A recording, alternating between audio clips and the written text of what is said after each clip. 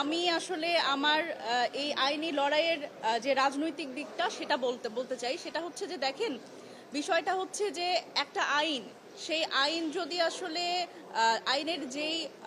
কারণ, আসলে আইনটা যেই কারণে আসলে তৈরি হয়েছিল, যাদের আসলে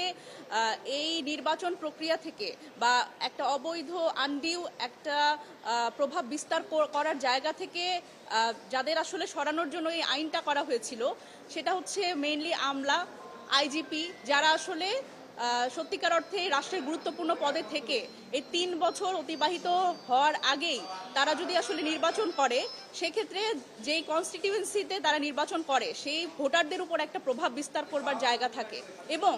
সে যদি আসলে নির্বাচিত হয় সেই প্রতিষ্ঠানকেও এক ধরনের অবৈধ সুবিধা দেওয়ার একটা সুযোগ থাকে। কিন্তু প্রথমত আমার জায়গাটা হচ্ছে যে একজন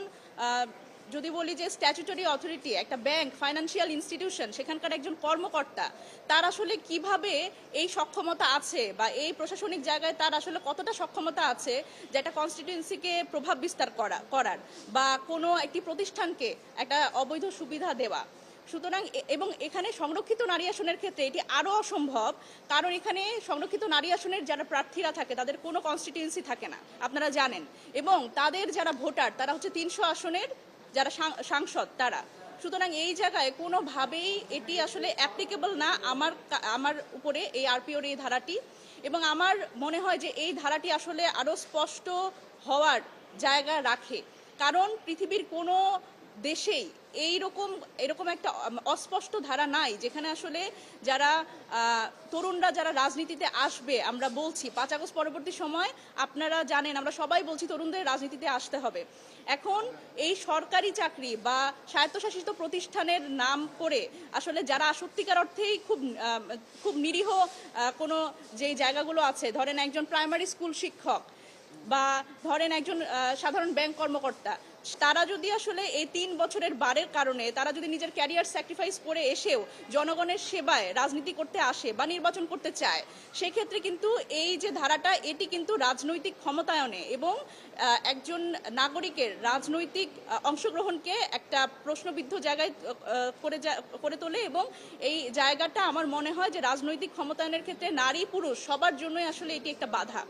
এবং দেখেন,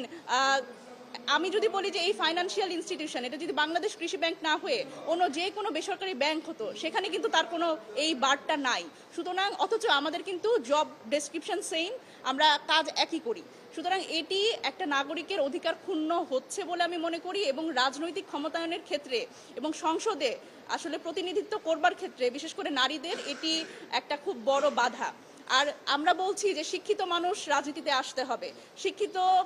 মানুষ রাজনীতিতে না আসলে রাজনীতির যে বস্তাপচা রাজনীতির চেহারা, এটা পরিবর্তন হবে না। তাহলে শিক্ষিত মানুষ যদি নিজের ক্যারিয়ার স্যাক্রিফাইস করে এই রাজনীতিতে আসতে চায়, সেক্ষেত্রে তাকে যদি এই ধরনের কালো আইন দিয়ে বাধা তৈরি করে রাখা হয়, সেটা কিন্তু আমাদের এই নতুন যে বাংলাদেশের কথা আমরা বলছি, রাজনৈতিক সংস্কৃতির যে পরিবর্তনের কথা বলছি, সেখানে একটা বড়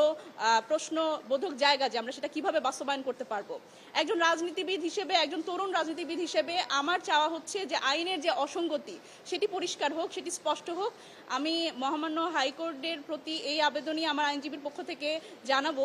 যে এই আইনের ধারাটি স্পষ্ট হওয়া দরকার। এখানে লড়াইটা শুধুমাত্র আমার একলার না। আমি বিশ্বাস করি এই আইনের ধারাটি স্পষ্ট যদি হয়, আসলে যদি এরকমই হয় যে আমলাদের আপনাদের আটকানোর